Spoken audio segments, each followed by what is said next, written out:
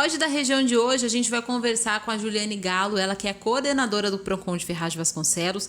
Ela vai ranquear as principais reclamações recebidas pelo órgão e você vai entender por que o Procon é tão importante na sua vida. Juliane, seja muito bem-vinda aqui no Pode da Região.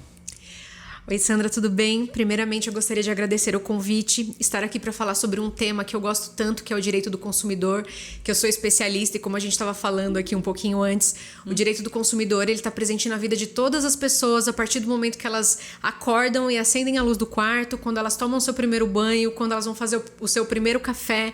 A gente vê relação de consumo em todas as situações da nossa vida. Então, assim, espero que o nosso bate-papo seja bem esclarecedor e que a gente traga muitos direitos, talvez que as pessoas não saibam que elas tenham, aqui nessa entrevista de hoje. É verdade. E, Juliane, você já tem uma vasta experiência, né? Trabalhando com essa linha do direito do consumidor. Eu queria que você retomasse um pouquinho, falasse como é que foi sua trajetória. Sim. Eu fui por mais de 17 anos servidora pública, né? Na Prefeitura de Ferraz de Vasconcelos. Assim que eu iniciei a faculdade, eu fui fazer direito. A minha vontade já era de fazer direito, tanto para poder defender as pessoas, assim, né? Eu fui sempre entusiasta dessa questão de justiça, tudo mais. Então, decidi fazer direito. Passei no concurso da prefeitura, trabalhei durante um período na execução fiscal. Depois eu fui para o fórum, também trabalhando com processo de execução fiscal, que são processos dos impostos que são cobrados dentro da cidade. E aí eu fui convidada para trabalhar no Procon, porque eles precisavam de um servidor de carreira para atuar no Procon da cidade. E aí eu fui para o Procon e me apaixonei. Então eu me especializei, fiz todos os cursos que podia e que não podia dentro da área para poder ficar cada vez mais capacitada. Quando eu entrei no Procon, eu percebi realmente o quão importante era o serviço do órgão, daquele departamento dentro da cidade, até porque, como eu falei aqui, todos nós somos consumidores, então é uma coisa que está no dia a dia de todo mundo. Acho que todos que estão assistindo aqui em algum momento teve algum problema com alguma relação de consumo ou de prestação de serviço com alguém e precisou entender um pouquinho dos seus direitos. Então, ali no Procon, eu fui passando de técnica para fiscal até assumir a coordenadoria do departamento, onde atuei durante 8 anos e agora faz 2 semanas que eu retomei novamente como diretora do Procon. E tem muito trabalho pela frente porque as coisas vão se modernizando. Né? O Código de Defesa do Consumidor, ele tem mais de 30 anos, vai fazer 34 anos esse ano. É uma lei antiga, mas desde a época da sua criação, ela sempre foi à frente do seu tempo. No entanto, a gente consegue usar a lei até hoje para casos de relação de consumo que são muito diferentes do que eram há 30 anos atrás. Porque a base, né? E você vê a utilização das tecnologias, que eu acho que é uma grande mudança, né? A gente usa tecnologia para tudo. Essas compras online, as compras virtuais, né? Muita coisa a gente faz no digital. Eu acho que pelo menos é a percepção que eu tenho, e lógico, eu vou pedir a sua opinião com toda a sua experiência. O que você identifica que mudou? Até dessa última passagem, nesse intervalo que você teve desses últimos 3 anos, em termos assim de, olha, naquela época as reclamações do Procon era mais focada nesse campo e agora já veio uma mudança. O que você sentiu aí? Sim, eu senti até um impacto forte quando eu voltei a semana passada. Eu já imaginava pela pesquisa de campo, por acompanhar as notícias, por vivenciar, né? Até pelo fato de eu também ter um escritório e a gente atende algumas pessoas, né? Eu sou especialista em direito do consumidor, então sempre vivi o direito do consumidor. Mas quando eu peguei o ranking de reclamações de registro, assim, oficial, tanto dentro da cidade, eu me assustei.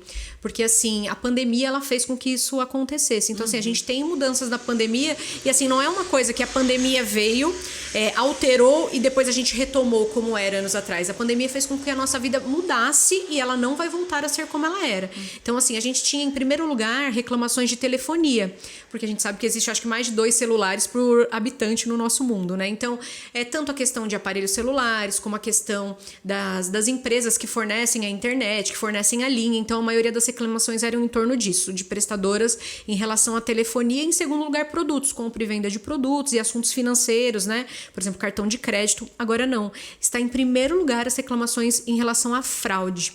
Então, assim, a quantidade de fraudes relacionada à questão da tecnologia, compra e venda de empréstimo consignado, está em um dos primeiros lugares. Fraudes referente a boletos fraudados, compras na internet. Então, assim, é uma vasta... um leque de fraudes que dava pra gente passar aqui explicando uma por uma, de reclamações que a gente tem em relação a isso. O que me deixa preocupada é porque quando a gente fala sobre fraudes e quando lesam o consumidor, muitas das vezes a gente não consegue identificar o culpado. Porque esse consumidor, quando a gente tem uma reclamação com uma empresa específica, por exemplo, eu comprei um produto nas Casas Bahia e ele não chegou. A gente vai acionar as Casas Bahia para entregar esse produto, mas quando você compra um produto na Casa Bahia que não tinha um S, que foi um site fraudado para vender um produto para você, como que a gente localiza esse criminoso? E é aí onde a gente precisa fortalecer a questão do direito do consumidor para que haja uma investigação mais minuciosa e que esses crimes virtuais eles sejam tratados com mais rigorosidade. Nesses casos, só para a gente também entender, aí ele não sei se ele foge da esfera do PROCON, mas ele vai para uma esfera de um crime virtual, como Sim. você já falou, né? Um crime cibernético, que daí tem que ter uma investigação mais profunda, né? Para identificar como é que foi isso, como é que foi montada. Ou seja, porque daí também, muito provavelmente, não foi só uma pessoa, foram várias Sim. outras pessoas, né?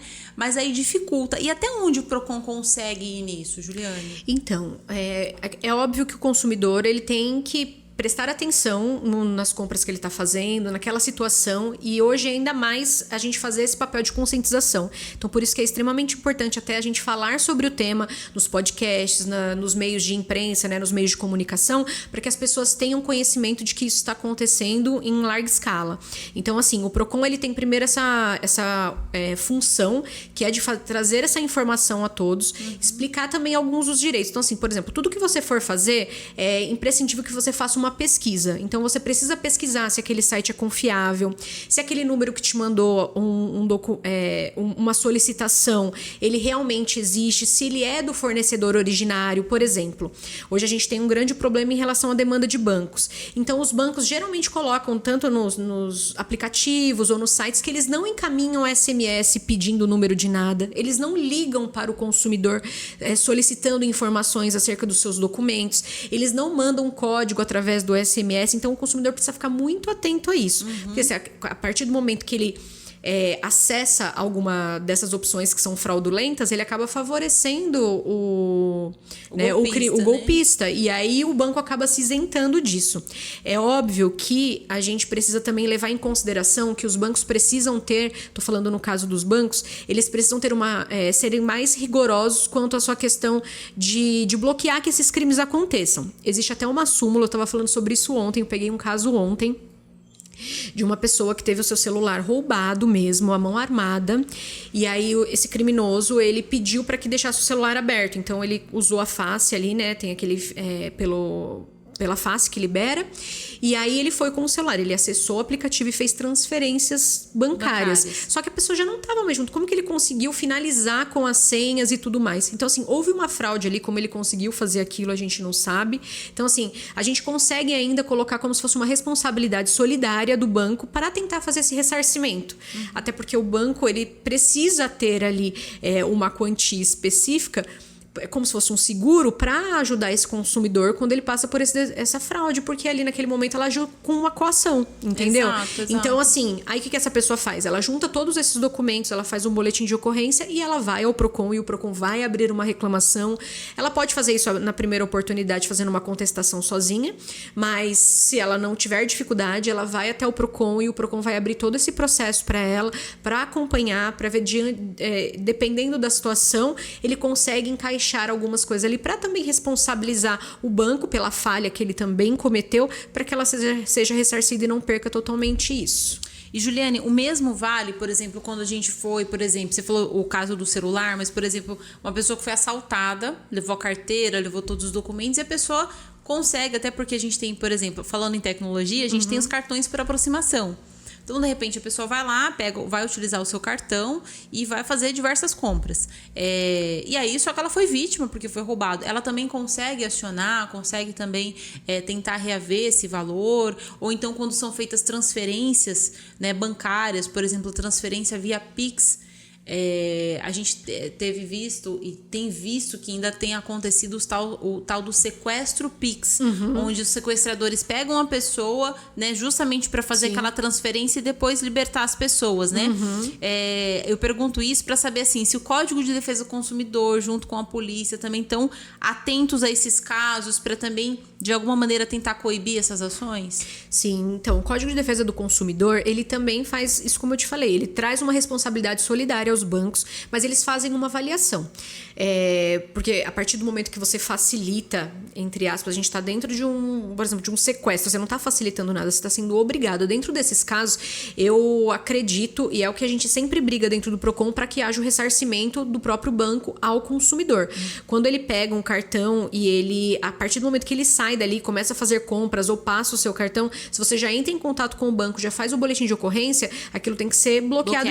De imediato. A partir do momento que já foi feito, precisa ter um rastreio para onde foi esse dinheiro, para ver se você consegue fazer a recuperação desses valores.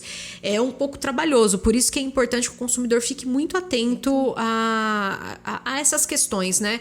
É bom ter o cartão por aproximação, é bom, mas você tá com ele o tempo todo, não é interessante? Eu acredito que não. É importante que você não facilite o contato, porque depois a gente tem que brigar. O Procon briga, eu falo. Para mim, chega todos esses casos, para mim todo mundo deveria ser ressarcido, porque é muito discrepante a proporcionalidade entre a situação do consumidor com o fornecedor. A gente já tem, por isso que já existe o Procon para defender o consumidor, porque o consumidor é a parte mais vulnerável dentro da relação de consumo. Então a gente tem que brigar ali sempre. Então varia de caso a caso, né? Tem casos que quando é compra pelo cartão de crédito, a pessoa pegou as suas informações com aquele númerozinho atrás, né?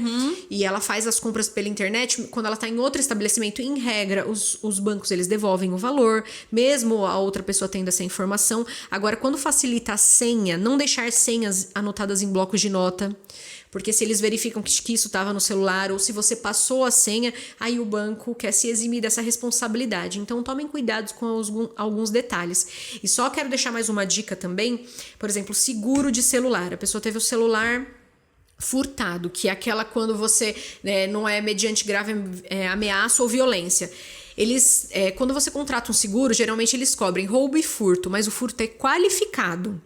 Qual que é a diferença de um furto qualificado para um furto simples? Um furto simples é quando você também favorece o ladrão. Ou seja, se você deixou seu celular no bolso de trás, se você deixou seu celular em cima de uma mesa e você saiu, e aí depois você voltou para pegar e eles roubaram seu celular, furtaram seu celular, o seguro não quer pagar, porque ele diz que você favoreceu. Então tome muito cuidado com esses detalhes. Às vezes você paga o seguro e depois você não recebe, porque eles se eximem dessa responsabilidade, porque você favoreceu. Então assim, o celular sempre guardado dentro da bolsa, sempre na parte da frente. Se for na mochila, vira a mochila para a parte da frente. Nunca anda com o celular dando bobeira na rua, porque se você favorece, essas empresas podem tentar se eximir de fazer o pagamento, mesmo você tendo contratado um seguro. Então são detalhezinhos que as pessoas às vezes não sabem e falam, mas eu tenho seguro. E aí, mas onde estava o seu celular? Eu esqueci na padaria, quando eu voltei não estava mais. Você vai perder o seu direito. É verdade. E também tem uma outra questão, quando, por exemplo, a gente compra um produto que às vezes ele não é fabricado no Brasil e aí fica aquela questão, né, de quem vale a regra. Eu estou falando isso porque eu vi o caso, por exemplo, da venda de celulares de uma marca, por exemplo, celular iPhone, que estava vendendo celular e não vinha um carregador. E aí muita gente teve que entrar e acionar, inclusive, o Procon para dizer o seguinte, olha, mas ele vem completo, se eu ficar só com o celular sem o carregador, ele não funciona. Né? Então, são assuntos também polêmicos e é do nosso dia a dia, Exatamente, foi uma discussão, eles tiveram que entrar com um pedido de liminar, e aí essa primeira oportunidade de liminar eles tinham ganhado, então eles foram obrigados a fornecer, aí todo mundo correu para abrir reclamação, aí depois eles conseguem tirar a liminar, e aí fala, não, a gente não precisa entregar o carregador, mas atualmente está vigorando que o carregador precisa vir junto, então quem não tiver com o carregador pode abrir a reclamação e solicitar a entrega do carregador, porque ele faz parte do equipamento, né? Tá vendo como esse podcast é muito importante para você, e a Juliane tá levantando essa bandeira aqui de maneira muito fervorosa, e eu tô concordando porque você vê que nas relações do dia a dia tem muito a ver. E agora a gente tá no período também, Juliane, aproveitando já a sua presença aqui, de volta às aulas. Sim. De lista de material. E principalmente a gente tem isso, essa relação de consumo com as escolas particulares. Sim. Né? E é também importante os pais estarem atentos para saber esses limites, né? Até onde que a escola pode pedir, até onde que o pai também tem que cumprir com aquelas obrigações. Enfim, é importante saber sobre isso, né? Sim, com certeza. É um momento que a gente tem que ficar bem atento. Via de regra, eles recebem uma lista de material escolar, que eu acho que é uma das maiores dúvidas também. Nessa lista de material escolar não pode constar materiais de uso coletivo ou de higiene, né? Então, assim, a escola não pode pedir rolos de papel higiênico, eles não podem pedir pacote de folha sulfite fechado, porque o próprio aluno não utiliza aquela quantidade, e eles, em regra, eles pedem muito material para deixar para a própria escola, pedem caixas fechadas de coisas que os alunos não vão usar. Então, assim, o pai não é obrigado a entregar todos esses materiais que sejam de uso coletivo, apenas os que sejam de uso do seu próprio filho, levando em consideração uma razoabilidade ali. Você vê o que é razoável. Você pode até ir ao Procon se você tiver dúvida, porque a gente pode orientar assim quais são os materiais que podem exigir ou não, mas em regra são esses. Então, tudo que for uma quantidade muito grande que você percebe que ele não vai utilizar, ou quando são produtos para limpar o próprio ambiente, isso é obrigação do próprio fornecedor, no caso as escolas. Uma outra dica importante em relação às escolas particulares é ficarem atento à questão do contrato da escola, né? Então, assim, como que você vai fazer esse pagamento? A escola ela tem que dividir a sua mensalidade em 12 vezes. E a gente tem muita discussão quanto a isso, porque eles colocam uma parcela a mais e alegam que aquela parcela é o da matrícula. A gente tem essa discussão também. Então, assim, o ideal de uma escola é fazer com que todo o valor que vai ser custeado seja dissolvido em 12 parcelas, que é o contrato anual, que é o que rege geralmente o período escolar anual, né? Isso muda para a faculdade, que é semestral, mas nas escolas mesmo de ensino fundamental e médio é o contrato anual. Então, assim, esse valor tem que estar dividido em 12 vezes. Tudo que passar disso pode ser questionado também no Procon. Ou seja, aquela rematrícula do final do ano. Não pode ser cobrada da forma que é cobrada. Entendi. Eles até falam, mas é que a gente não colocou o valor ali, antecipou para ficar mais fácil para o consumidor pagar, mas isso é discutível e pode ser reembolsado a depender de como está descrito no contrato da escola. Uma outra coisa também é que eles colocam cobranças adicionais, que também não são obrigatoriedades dos pais, né? Então, eles vivem colocando taxas dentro daquele contrato para que eles paguem, por exemplo, coisas que vão ser realizadas durante o ano. Uhum. Então, isso também não é obrigatório. Isso pode ser feito, porque caso assim, eu estou cobrando uma taxa para elaborar um presente para o Dia dos Pais. E aí cabe a mãe ou o pai que for responsável por aquele contrato para decidir se eles querem ou não arcar com esse tipo de despesa. Entendi. Bom, gente, são todas essas dicas, né? E muito mais, porque eu acho que tem muito mais assunto para falar sobre isso. Mas eu queria que a Juliana deixasse agora um serviço, né? Deixasse as informações do próprio Procon, né? As pessoas, se quiserem, elas podem entrar pro Procon, pode procurar, precisa agendar, é só ir. Como é que funciona? Olha, aqui o Procon de Ferraz de Vasconcelos, ele fica dentro do SIC, que é ali em frente à Estação Jeanette, né? Então, é muito de fácil acesso. Atualmente, não precisa fazer agendamento, então o consumidor pode chegar lá. A hora que ele chegar, ele vai ser atendido. Uhum. E ele também pode formalizar a reclamação dele. Existem alguns canais, existe o consumidor.gov, que é um site ligado direto ao governo federal, à Secretaria da Justiça do governo federal. Lá também você pode registrar a sua reclamação. Tem o site da Fundação Procon São Paulo, caso você seja aqui de São Paulo. Então, na Fundação São Paulo, você também consegue registrar reclamações à distância, porque às vezes a pessoa não consegue pessoalmente ao órgão, né? Uhum. Então, assim, para registrar reclamações dentro do Procon de Ferraz, precisa ir até o Procon pessoalmente, presencialmente. Agora, nesses outros lugares, você consegue fazer através da internet mesmo. E nunca esquecer de fazer pesquisa nos lugares onde você vai realizar alguma compra ou que você vai fazer alguma questão de prestação de serviço. Jogar isso o site da Fundação Procon, ele possui uma lista de sites que são considerados aptos ou não para que você realize essas compras, ou que eles são confiáveis ou não confiáveis. É dessa forma forma que a gente consegue verificar ali dentro da internet se o lugar tá bom para você comprar ou não. Tá certo. Juliane, muito obrigada pelas suas informações, sua presença aqui no nosso podcast. Ai, muito obrigada. Eu que agradeço e quero reforçar para vocês que vocês possuem direitos, que vocês precisam correr atrás do direito de vocês. Tomem muito cuidado com essas fraudes que a gente falou aqui, né? Existem cerca de milhares de fraudes atuais. Então tomem muito cuidado para que vocês não tenham prejuízo antes de realizarem qualquer compra, fazer qualquer transação. Procure alguém de confiança que já tenha feito ou vá até o Procon, converse com um especialista para que vocês não caiam nesses golpes. Tá certo. Gilene, muito obrigada. E para você que nos acompanhou nesse podcast também, a gente falou sobre os direitos do consumidor, o ranking aqui das reclamações do Procon de Ferraz de Vasconcelos com a coordenadora Juliane Galo. Para você que nos acompanhou, nosso muito obrigado. Portal da Região, a notícia que você precisa.